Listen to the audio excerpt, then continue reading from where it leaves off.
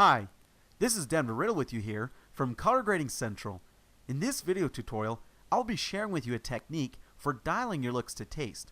In other words, I'm going to share with you a looks creation strategy where you can fine-tune each element of the look for precision control. It's especially useful in client sessions where we can quickly adjust the intensity of the look with one control. So let's jump right in so I can show you. In our example here of our talent, we'll first begin by performing basic color correction in the first node.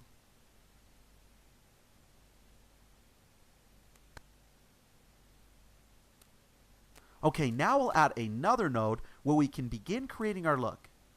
Now here's the strategy. We want to designate or earmark each node as a different element to the look. Go extreme with each adjustment, then dial back that adjustment to taste. In the first node here of our look, I'll add contrast and adjust the pivot point like so.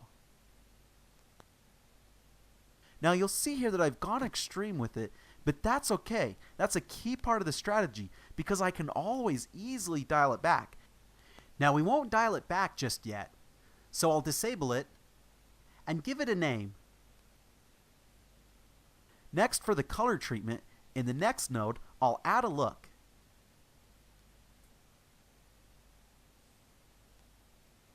Again, I'm going extreme with it, anticipating that I'll dial it back later, so I'm going to push it a really long ways.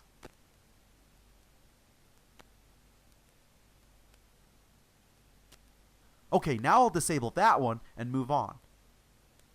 Now I want to have clean shadows and highlights, so in the next node, I'll use the Chroma Dark and Light preset. As you can see, it pulled a key on the shadows and highlights and reduced all the saturation so that I'll have clean shadows and highlights, but of course you can see it's too extreme at this point. So I'll disable this one and move on.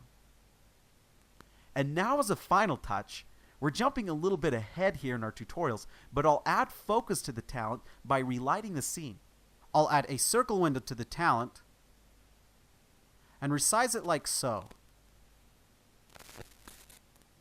And then bring up the exposure. Again, going extreme with it. Jumping to the outside of the shape, I'll bring down the exposure surrounding her. And then I'll go back and add some softness to the shape so it's a little more subtle. Of course, it's not very subtle at this point because of the extreme adjustment, but that's exactly what we want because we're going to be dialing it back. Okay, now we're to the point where the strategy begins to pay off and you'll see how powerful this technique is. Going back to the node with the contrast adjustment, I'll turn it on. And then to dial back the taste, I'll go to the Key tab and adjust the output gain.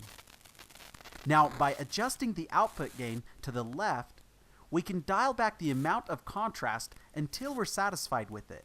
Essentially what we're doing here is adjusting the opacity of the adjustment the same as a Photoshop artist would. Continuing on to the other nodes, I'll enable the color treatment and adjust it to taste. There, that looks good. Now I'll enable the Chroma Light and Dark node and adjust it to taste. Okay, I think that looks good for the shadows and highlights. And finally, I'll fine-tune the lighting adjustment until we're getting some nice focus.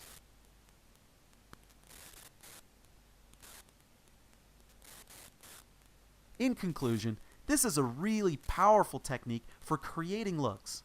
The key is to create different nodes for each look adjustment, go extreme with it, and then dial it to the right taste. It's easier to go too far and to come back than to go too little and then have to do a bunch of adjustments to add more intensity to the look. This is a much simpler way to do it.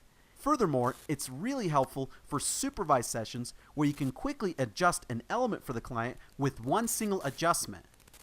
And we can also save the looks in our stills library and apply it to the other clips and have all of the built-in fine-tune adjustments so that we can quickly make our shots match with the look applied.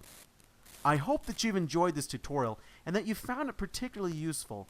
If you have any questions at all, please leave them in the comments or by emailing me. Thanks for watching.